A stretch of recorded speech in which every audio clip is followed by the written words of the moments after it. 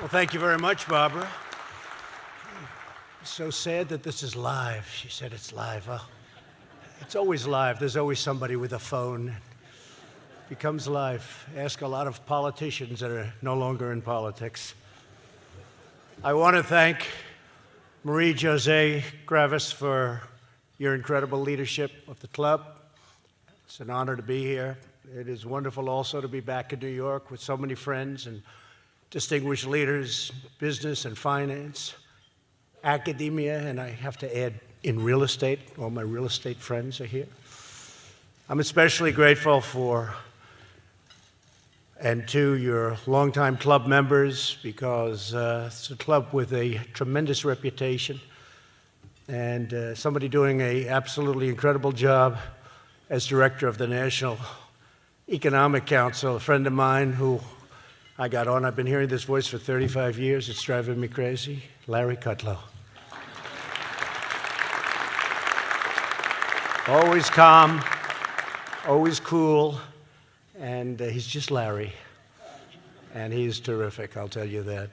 3 years ago, I came to speak before this storied forum as a candidate for president. And at that time, America was stuck in a failed recovery and saddled with a bleak economic future, and it was bleak. Under the last administration, nearly 200,000 manufacturing jobs had been lost. Almost 5 million more Americans had left the labor force, and jobs were not exactly what you would call plentiful. And 10 million people had been added to the food stamp rolls. In 2016, the Department of Labor predicted that Americans would continue dropping out of the workforce in record numbers. They predicted and projected a decade of sluggish growth, and they expected unemployment over 5%, and really 6, 7, and even in some cases 8% for years to come. The so-called experts said the America had no choice but to accept stagnation, decay, and a shrinking middle class as the new normal. That was said all the time. In short, the American people were told to sit back and accept a slow, inevitable decline. But I never believed for one moment that our magnificent nation was destined for a diminished future.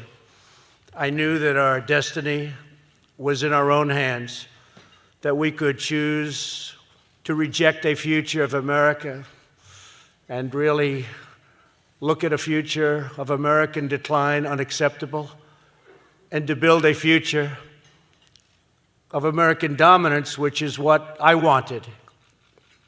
It couldn't be any other way, or I would have never done this. I refused to accept that Americans had to lower their expectations or give up on their dreams. America is the single greatest country in the world, and I knew that working together, we could make it even greater. In 2016, I stood before you, supremely confident in what our people could achieve if government stopped punishing American workers and started promoting American workers and American companies. Our middle class was being crushed under the weight of a punitive tax code, oppressive regulations, one-sided trade deals, and an economic policy that put America's interest last, and a very deep last at that.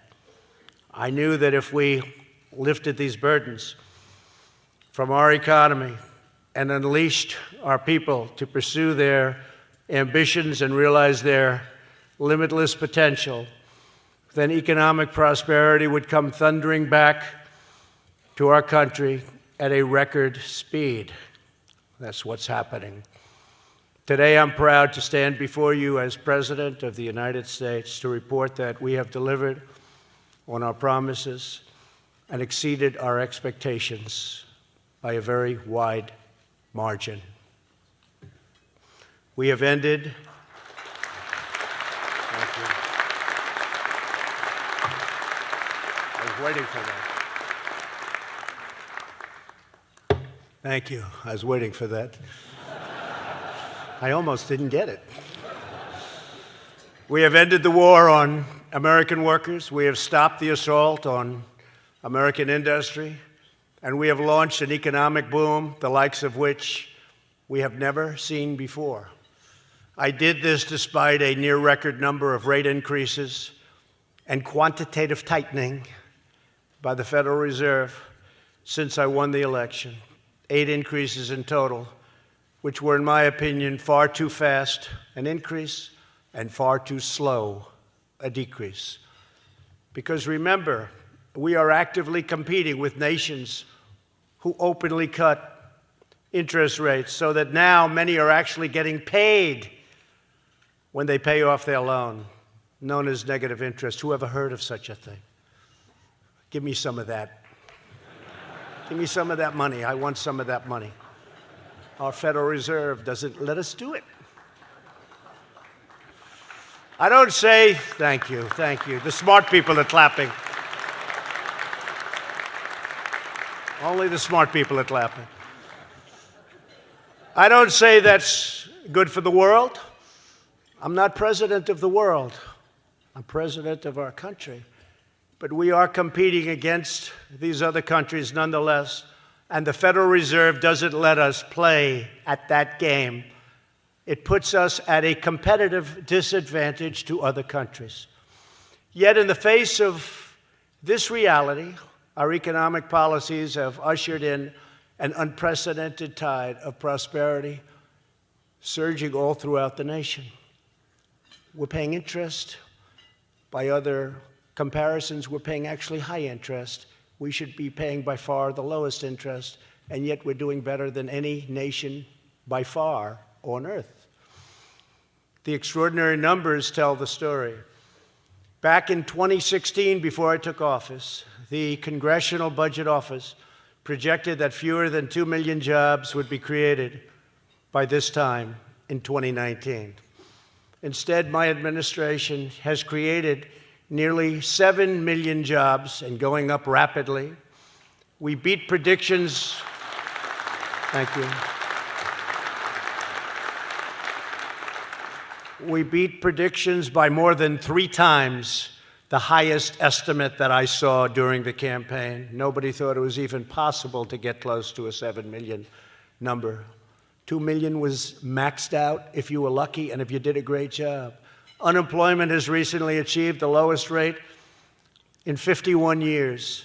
African American unemployment, Hispanic American unemployment, and Asian American unemployment have all reached the lowest rates in history. Women's unemployment, the best numbers in 71 years. We expect that number of 71 years, which isn't good compared to the other numbers, is it? But women also will soon be historic, we think. Blue-collar jobs are leading the way in our middle-class boom. We've added 25,000 mining jobs, 128,000 energy jobs, 1.2 million manufacturing and construction jobs, and manufacturing was supposed to be dead in our country. You would need, according to a past administration representative, at the highest level of that past administration, you would need a magic wand to bring back manufacturing jobs. Well, we brought them back, and we brought them back to over 600,000 manufacturing jobs as of today.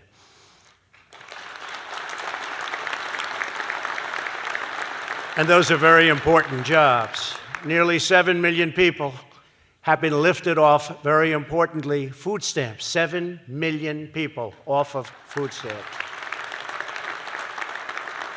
And we're getting Americans off of welfare and back into the workforce.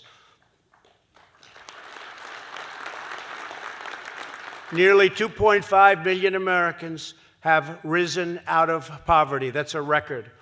The rate of African American and Hispanic American families in poverty has plummeted to the lowest level ever recorded by far. Most of you people wouldn't know these numbers because most of you aren't very active in the market.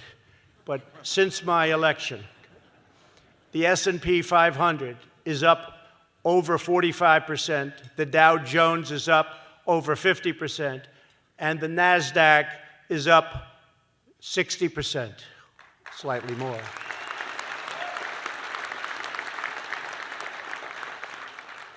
And if we had a Federal Reserve that worked with us, you could have added another 25% to each one of those numbers. I guarantee you that.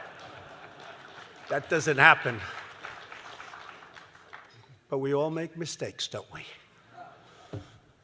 Not too often. We do make them on occasion. American markets have vastly outpaced the rest of the world. This exceptional growth is boosting 401ks, pensions, and college savings accounts for millions and millions of hardworking families. You hear so much about inequality and all of the differences and all of the problems. The single biggest benefactors of what we've done are middle-class workers and low-income families. It's been amazing, actually. Altogether, we've added nearly $10 trillion of new value to our economy. That's in a short period of time. Remember, I only use numbers from the time of the election because I can't go to January 20th. It's not fair. We picked up tremendous stock market and economic numbers. They actually went wild the day after I won. I think that should be attributed to us, not attributed to somebody else, because it would have gone in the opposite direction.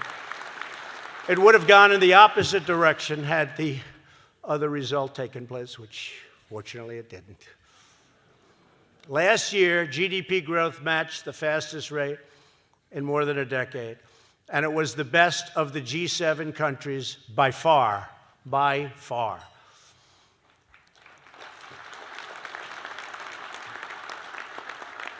Perhaps most importantly, after years of stagnation and decline, American wages, salaries, and incomes are rising very fast. Median household income is now at the highest level in the history of our country. The average median income under President Bush rose only $400 over an 8-year period.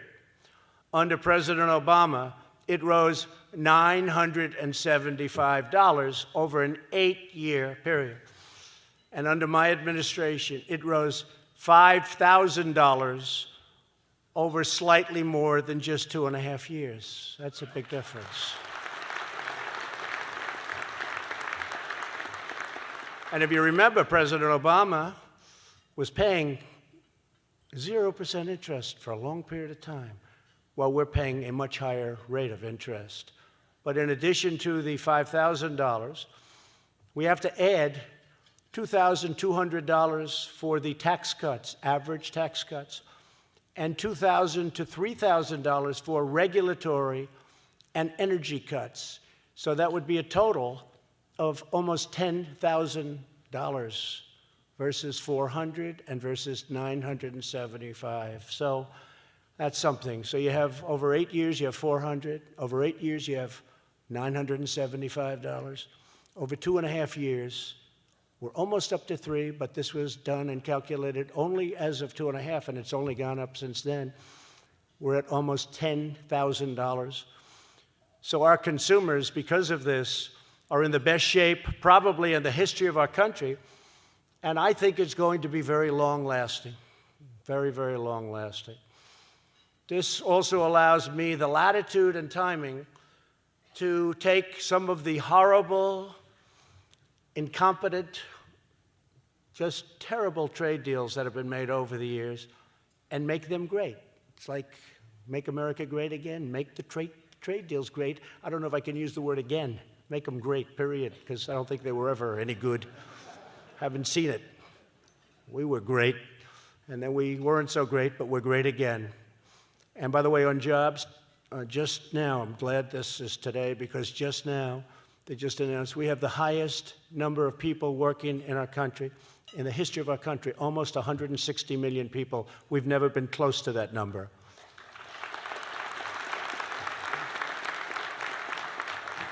So we've achieved this stunning turnaround because we've adopted a new economic policy that finally puts America first. As president, I understand and embrace the fact that the world is a place of fierce competition. We're competing against other nations for jobs and industry growth and prosperity. Factories and businesses will always find a home.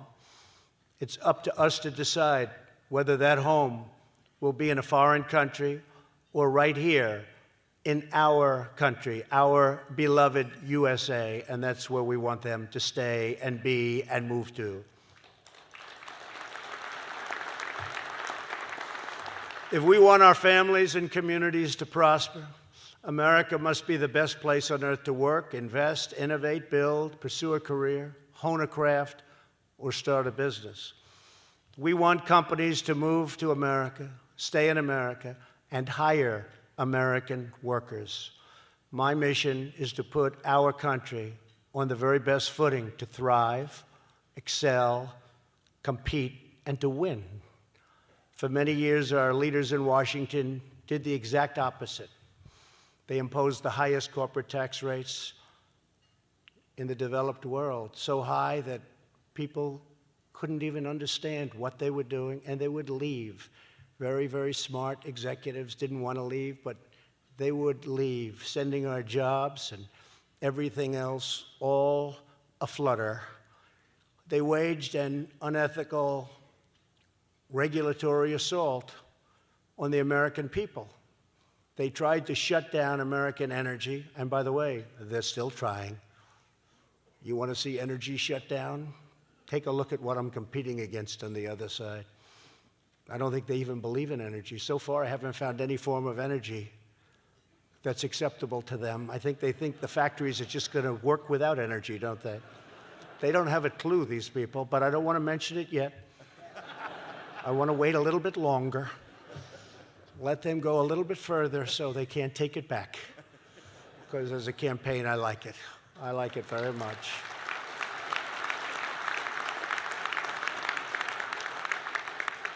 Let them keep talking. Every time they talk, I say, boy, this looks like it might be easier than I anticipated. They passed the disastrous trade deals that encouraged the shuttering of American plants and the offshoring of American jobs by the millions.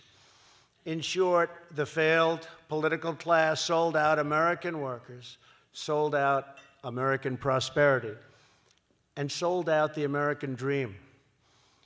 This was the alarming situation I was elected to end. And ending it's never that easy. You see that. You do have people that want to keep it going that way, but they're losing, and they're losing now rapidly and fast. Those days are gone, and we're not going back. As you know, one of the key insights of economics is the power of incentives.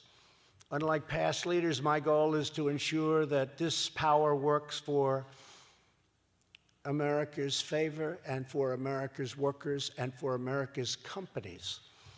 We want the incentives created by our tax, trade, regulatory, and energy policies to be pro-growth, pro-worker, and 100% pro-American, and more is yet to come. If we take back the House in 2020 and retain the Senate and the White House, you will see things that even this room, and you've experienced a lot of great times over the last 2.5 years, but even you will be surprised to see. We have tremendous economic potential. We have tremendous potential. We have tremendous economic potential. At the heart of our economic revival is the biggest tax cut and reforms in American history.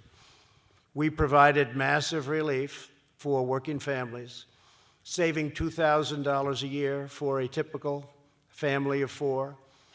To bring jobs back, we lowered our business tax rate from the highest tax rate in the developed world down to a very competitive number, not quite the lowest, but getting close.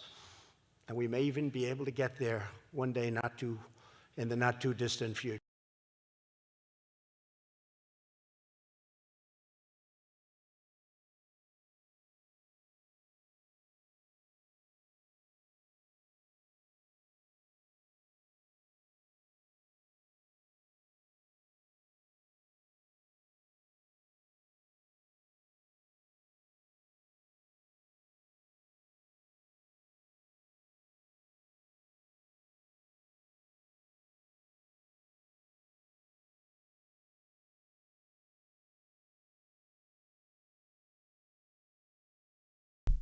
All right, folks, just give me 1 second here. I guess the the signal went out. Just give me a second here. I'll put it up on your screen in a second. Many of the great senators that we do work with, and frankly, Congress, so we passed something that nobody thought was possible to get passed, and nobody thought it could ever work the way it is. Capital gains on long-term investments are now taxed in an opportunity zone at zero, and money is flooding in. Investment is pouring into these long-neglected communities. The government wasn't putting money in, nobody was, they were dying. And now tremendous, they call it neighborhood push. It's incredible what's happening. It's not spoken of by the fake news media, but they should speak about it, because I will tell you, it's one of the great successes that we've all had. And it's employing tremendous numbers of people, and you have communities that were down and totally out, and they're reviving like nobody's ever seen. Opportunity zones, remember those two words. We believe in no American left behind, and we understand the enormous power of investment, capital, and opportunity to revitalize communities and bring hope where it is needed the most. To liberate our economy, my administration launched the biggest, boldest, and most ambitious campaign to reduce regulation. Nobody has ever come close. No administration has ever come close. In 2.5 years, we've done far more than any other administration, whether it was 4 years, 8 years, or in one case, more than 8 years. Nobody's come close to doing what we've done with regulations.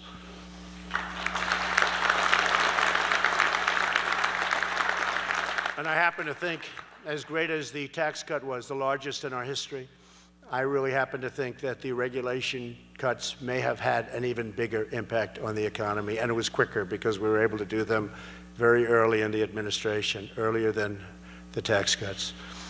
Within days of taking office, I issued an executive order to end the outstanding, horrible federal intrusions that you saw. It was an onslaught into business, into people's lives, and it was really done by unelected bureaucrats.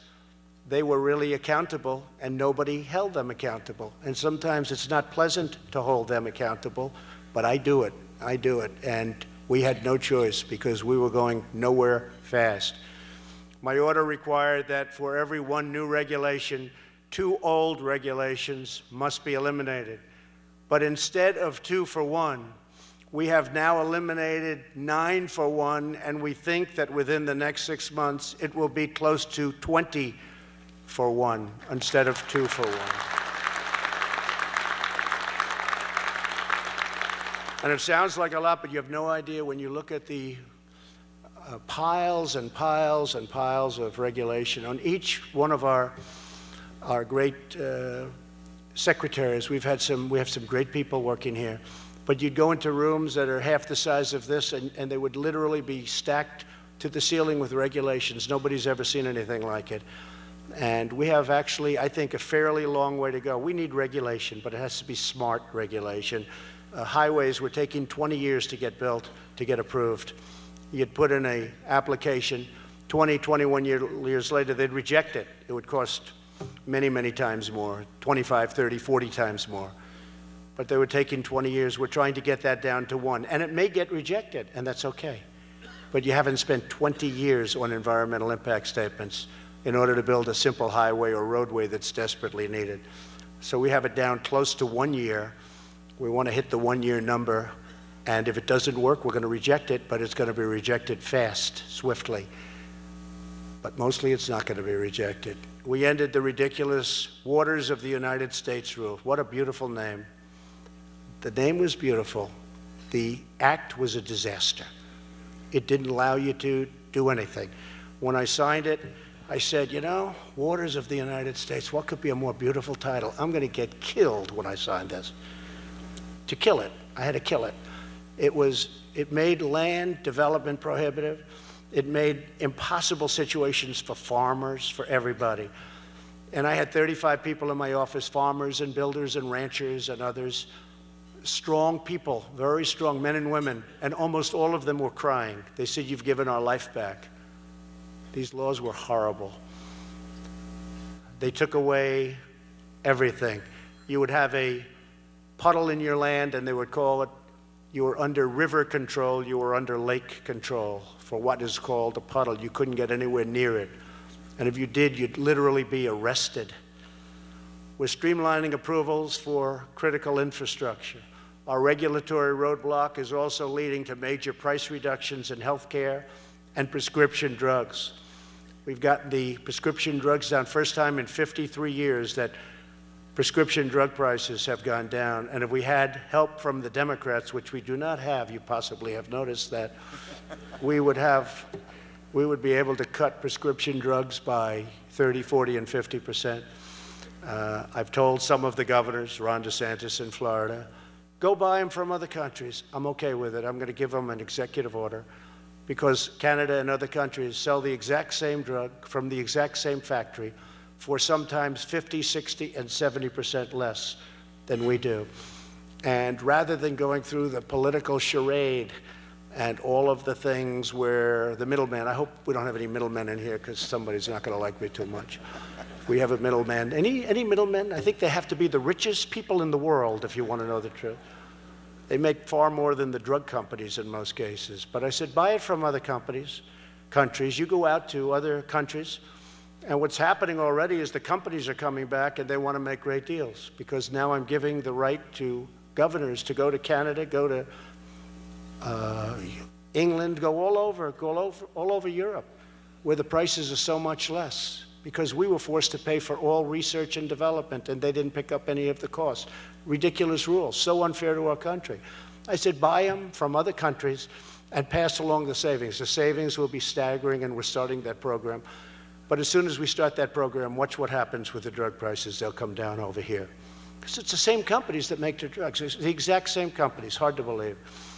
Altogether, our regulatory cuts, as mentioned, save American households thousands and thousands of dollars every year. The foundation of American liberty and prosperity has always been the rule of law. Throughout history, economies have failed when the rule of law is abandoned. That's why we must protect the constitutional rule of law in our country at all costs. So important. We've got some lawless people in some very high positions. They're lawless. For this reason, we have now appointed, as of today, 161 and fully approved brand new federal judges, Court of Appeals judges, to interpret our Constitution as written. That will soon be 182 judges. And as you know, 2 Supreme Court justices who are great gentlemen, both fully in and making some very big decisions even today as we speak. The 161, 162 that we have now will be at 182 within 2 months. And then we normalize, meaning we go through the normal system. When I came into office, one of the first things I said was, how many federal judges do I have to appoint? Because I always heard it was the single most important thing a president can do, federal judges and Supreme Court justices. They said, sir, you have 142. I said, what? Because I was always told you would never have any. Maybe you'd have 1 or 2, maybe 3 if the previous president wasn't doing a good job. But they said, you have 142. I said, you have to be kidding. And we did. We had 142, and we've added to that through different things. And we will be at 182. That will be a record. Nobody's ever done that before. It was shocking. But I just want to say thank you very much, President Obama. We appreciate it very much for the 142. Thank you. I'm sure his party is thrilled with him, but if they aren't, they won't say anything. Don't worry about it. Thanks to these and other policies, last year the World Economic Forum recognized the United States as the globe's most competitive economy. We've put it back into this position where we are competitive like no other nation. To fuel our economic boom, we are boldly pursuing American energy independence. And you see that in the Middle East, where ships are at great danger, and they keep saying, what happened to the American ships? They don't see too many American ships over there anymore. Do you notice that? We stopped the radical crusade to dismantle U.S. energy production and empower rogue regimes. We withdrew from the one-sided, horrible, economically unfair, close your businesses down within 3 years, don't frack, don't drill, we don't want any energy, the horrible Paris Climate Accord that killed American jobs and shielded foreign polluters. It was a disaster for this country. Ask them, how are they doing in Paris with your Paris Accord? Not too good. And I will tell you, when I signed, that was another one. Clean waters of the United States, well, the Paris Accord too. And I said, this is going to take guts. I just closed my eyes and I signed it. I got one day of a big hit from some of the radical left newspapers, and then after that, everybody thanks me. They thank me so profusely. You're talking about trillions and trillions of dollars of destruction would have been done to our country with the Paris Climate Accord. And it is so unfair. It doesn't kick in for China until 2030. Russia goes back into the 1990s, where the base year was the dirtiest year ever in the world. India, we are supposed to pay them money because they're a developing nation. I said, we're a developing nation too. Why aren't we? Under the WTO, China is called a developing nation. So we wrote him a letter recently. Larry knows it. I'm not sure Larry liked the idea too much, but he went along with it. We wrote him a very tough letter, Larry, and we said, what? I wrote the letter. Oh, Larry wrote it. He said, oh. Well, you hopped on that bandwagon quickly, didn't you? That's okay. But we wrote him a letter, and we said much more strongly than the letter that not fair to have China as a developing nation. One of the reasons they've taken advantage of us is because of that, and we're considered the big fat cow, and no longer.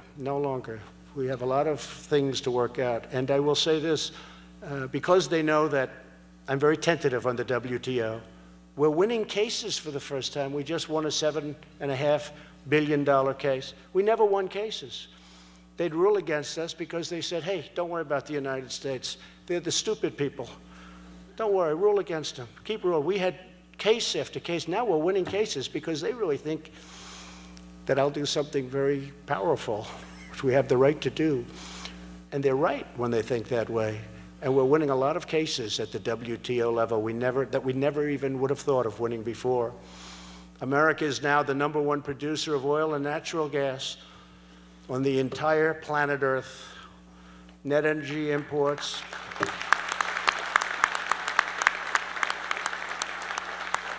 Net energy imports, this is so great, set a historic low. It's a 58-year low, but that's only because they only go back 58 years, meaning I assume if it's low now, it's lower than it used to be, unless something happened that's very strange back then.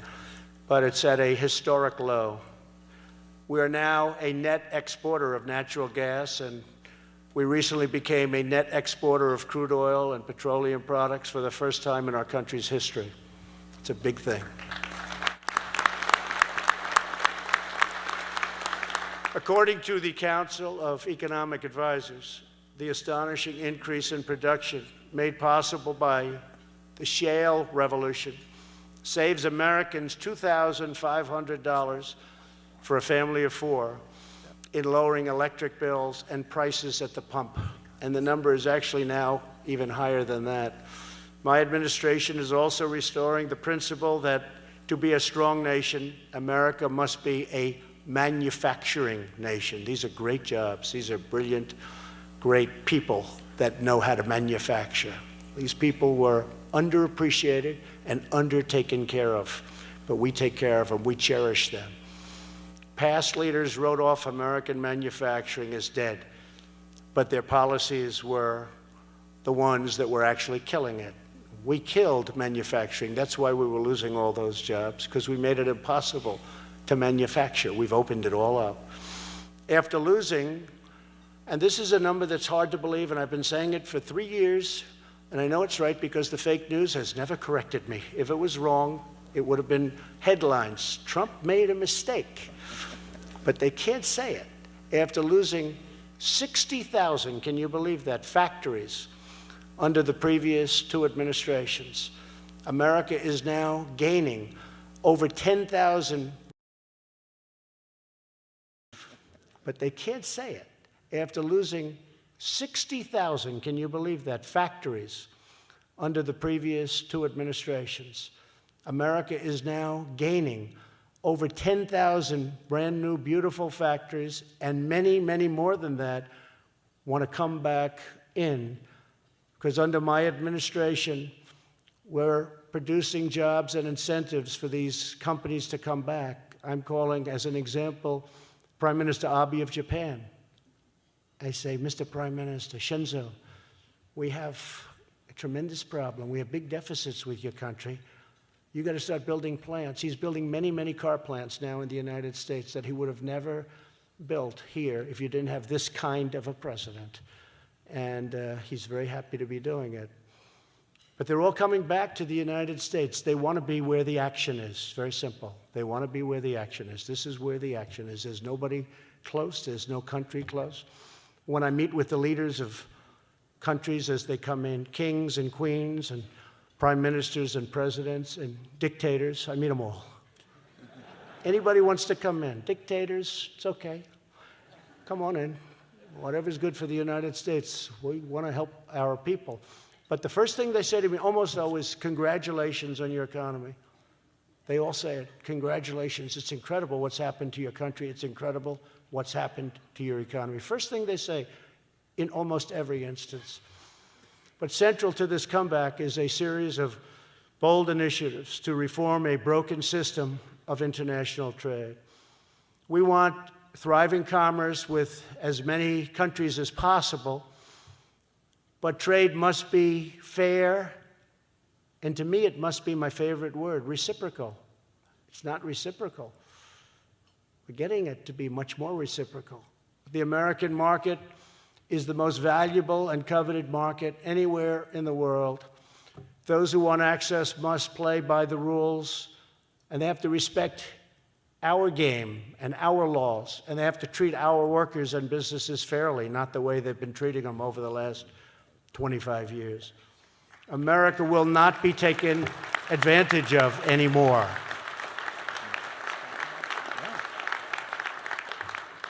Many countries charge us extraordinarily high tariffs or create impossible trade barriers. Impossible. And I'll be honest, European Union, very, very difficult. The barriers they have up are terrible, terrible. In many ways, worse than China. We're working on legislation known as the United States Reciprocal Trade Act, meaning quite simply, what's good for them is good for us. They want to charge us, we charge them. It's a very simple thing. Even people that aren't well-versed in what we all do say, I went to a couple of senators, went to Lindsey Graham. I said, Lindsey, let me ask you, what do you think of that? They're charging us 100%, we'll charge them. That makes sense to me. It really does make sense to everybody. Because it's very unfair the way we're treated by certain countries. There are certain countries that the average tariff is over 100%. And we charge them nothing. And then they call it fair trade. That's not fair trade. That's stupid trade. Of course, this will be subject to regaining the House to be able to do these things. Nowhere has the change in U.S. strategy been more vital or dramatic than in our dealings with respect to China. Before my election, Washington politicians stood by and did nothing while China ransacked our companies, stole our intellectual property, subsidized their industries at the expense of ours, and dumped their products in a deliberate strategy to close American factories all across our land. For many years, Americans, leaders have just sat back. Maybe they didn't understand what was going on. It's impossible to believe that. But they just let it happen. And it's gotten worse and worse and worse, and now we've changed it. It's changed a lot. I'm sure you haven't noticed, but it's changed a lot. In particular, since China's entrance into the World Trade Organization in 2001.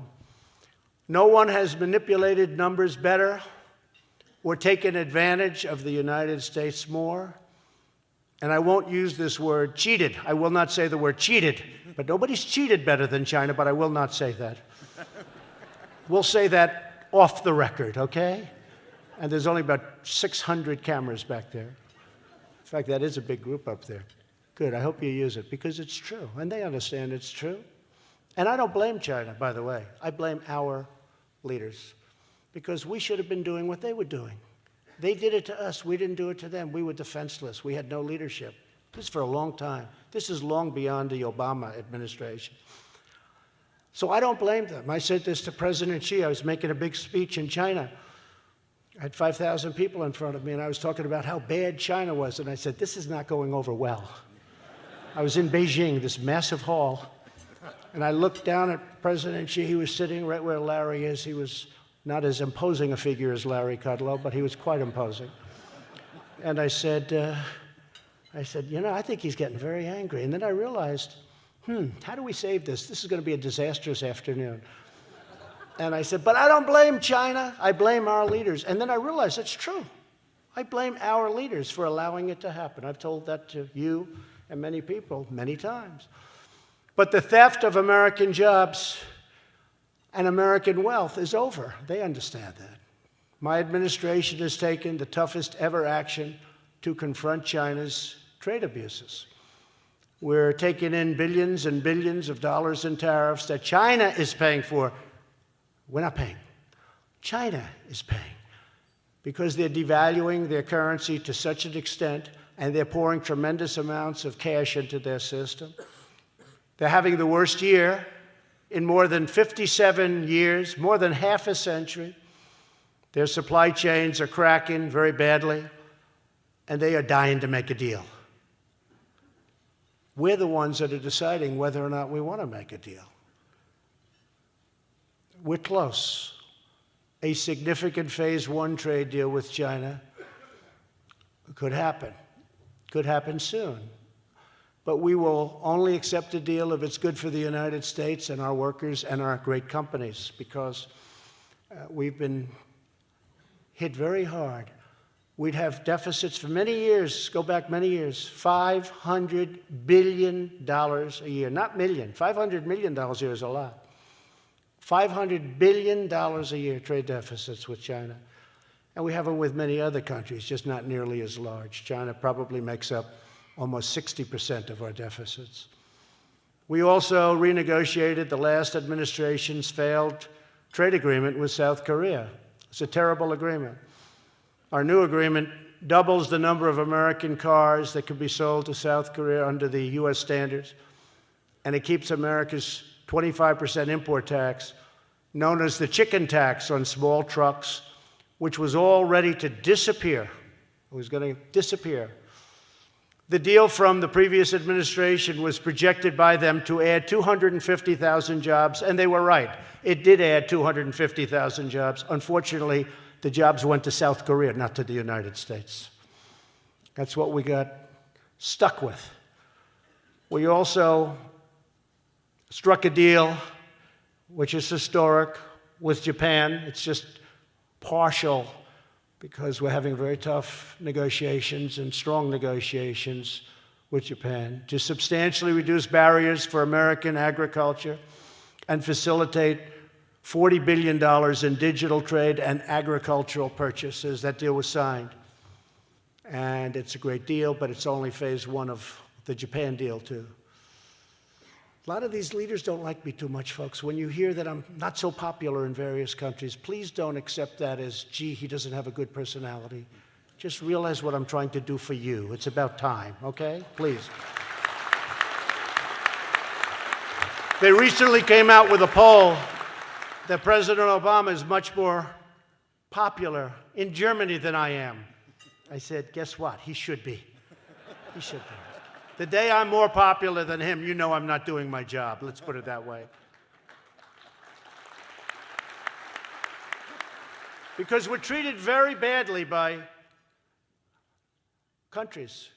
They take advantage of us, and they have for many, many years. It's hard to break that cycle, but we're breaking it, and we're getting along with them, believe it or not. We're actually, I think they respect us far more today than they ever have, if you want to know the truth. We're replacing one of the worst trade deals ever in history, NAFTA, with the brand new U.S.-Mexico-Canada agreement, a historic win for American farmers, energy producers, and manufacturers. And the reason it's such a good deal for us is I said, listen, if you don't sign this deal, we're going to charge you tariffs on your product coming into the United States, including all of those cars that are now manufactured in Mexico. 30% of our business was lost over the last 20 years, went to Mexico. I said, so if you don't sign it, so it's good agreement, we're going to just charge you tariffs, and they signed everything we wanted. The USMCA will create up to 500,000 American jobs and add at least 1.2% more to our total GDP, and it should be much higher than that. Yet Democrats in Washington would rather pursue outrageous hoaxes and delusional witch hunts, which are going absolutely nowhere, don't worry about it, than pass the USMCA and deliver real stuff for the American workers. It's a great bill, USMCA, and put pressure on the Democrats. There's tremendous pressure already. And most of them, if you had a vote today, I think most of them would actually vote for it. But Nancy Pelosi, nervous Nancy, has to put it out there and sign. And if she doesn't, she's doing her party a tremendous disservice, and she's doing this country a tremendous disservice. As we create millions of new jobs, we are also transforming lives. Under the last administration, nearly 1.8 million Americans in their prime working years simply gave up. They gave up looking for work altogether and dropped out of the labor force. Under my administration, 2 million prime-age Americans have come off the sidelines already, people that we thought maybe would never work again, and they fully rejoined the labor force, something we're very proud of. And this includes a group that was having a hard time from the day of our founders, the day they signed. These people have had a hard time. They're former inmates, people that went to jail, who are getting a fresh start thanks to the landmark criminal justice reform bill that I signed into law, but maybe equally so because the economy is so good. They're coming out of jail now and they're getting jobs, and I will tell you, the people that have been hiring them, and I get reports, they cannot believe how good they've been, and obviously not in all cases, but it's incredible. First time they've ever had an opportunity. They get out of jail, and they end up with a great job, and they cherish the job more than you would, more than I would. They can't believe what happened to them, and they're doing a phenomenal job. First time it's ever happened in the history of our country. It's really terrific.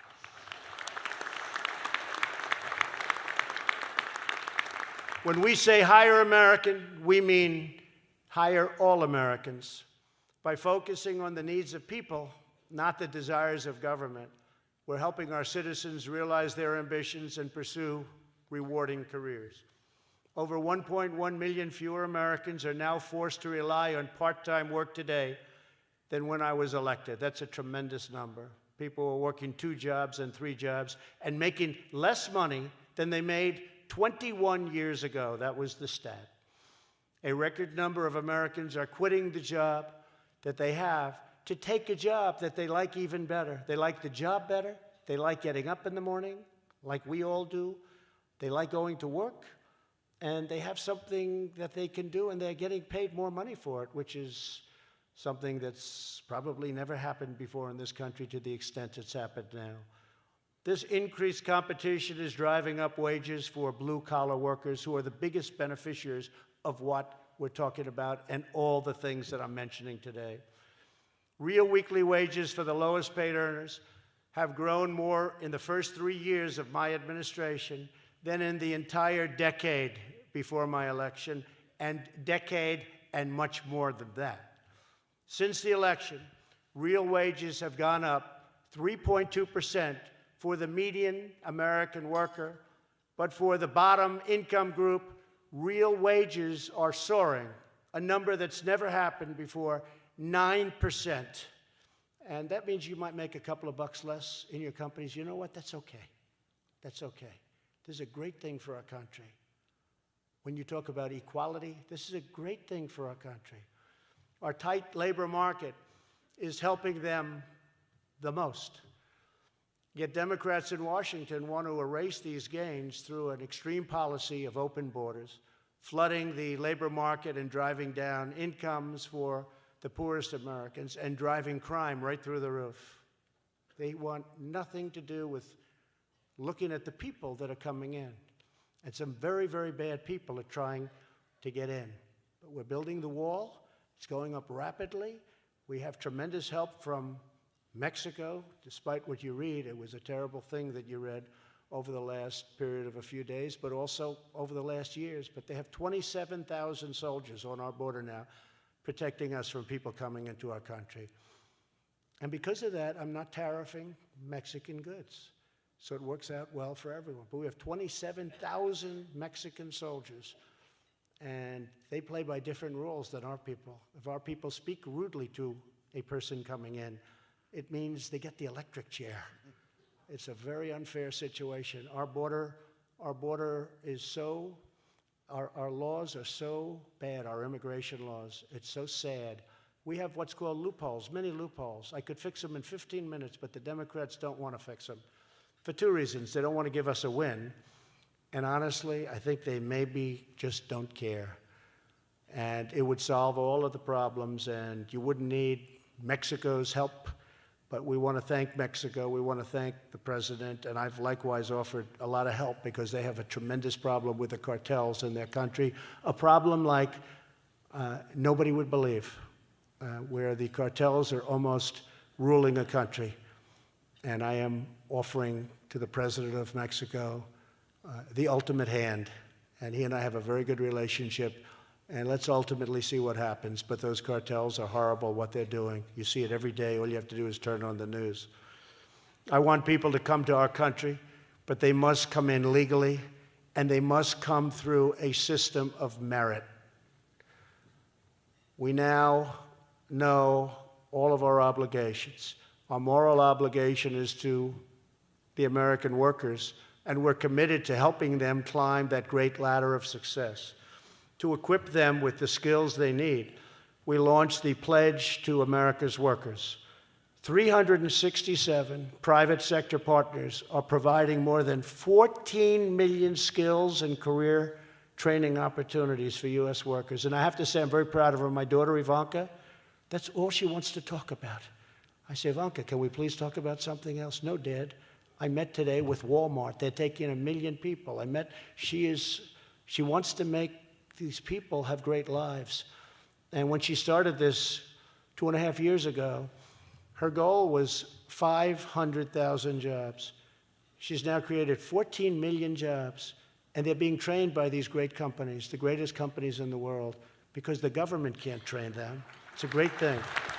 So Jared's here, and you'll thank Ivanka. She's done an amazing job. 14 million from 500,000. We're at 14 million and going up.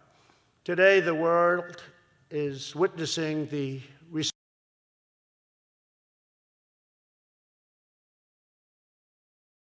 is a better place because of it also. But everything that we've achieved is under threat from the left-wing ideology that demands absolute conformity, relentless regulation, and a top-down control of the entire U.S. economy. Far-left politicians in our nation's capital want a massive government takeover of health care. They want to give government bureaucrats domination over every aspect of your business and your life. They want to eliminate American oil and natural gas. They want to enlist us in global projects designed to redistribute American wealth and kill American jobs all over our nation.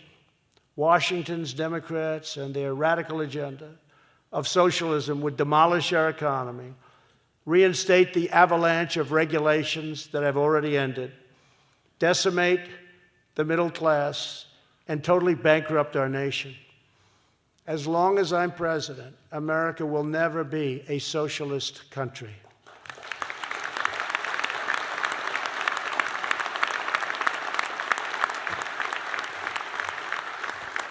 We are reawakening the majestic spirit of enterprise and exploration, discovery, and all of the other things that we need to create that exceptional character that our nation is developing now more than at any time in the past.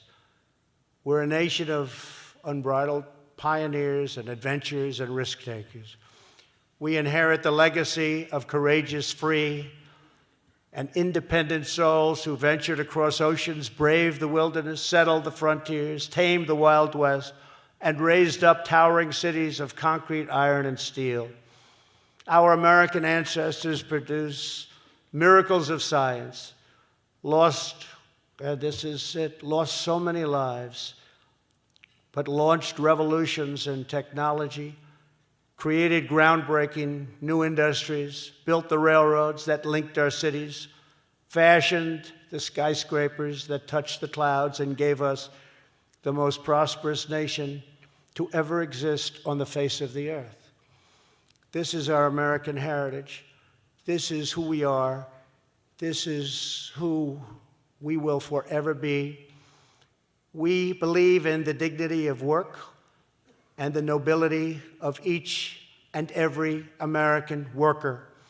We believe the future is forged in the mind of the American inventor, the soul of the American craftsman, the heart of the American entrepreneur, and the faith of the American investor.